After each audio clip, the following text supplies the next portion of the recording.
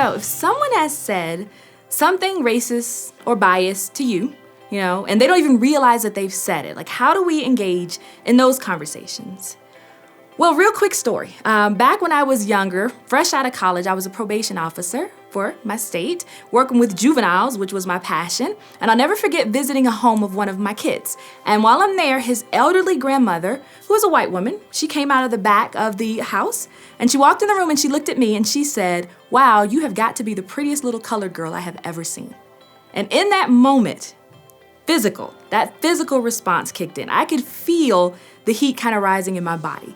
Yet she was giving me a compliment. And again, in her time, in her life, that was completely okay.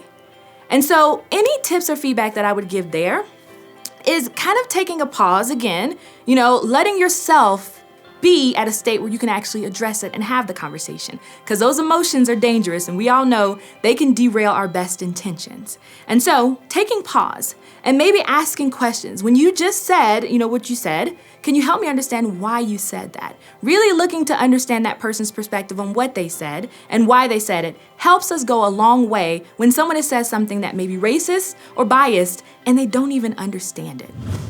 Thanks for watching. Visit vitalsmarts.com/saythat to access more tips and training on how to speak up when it matters most.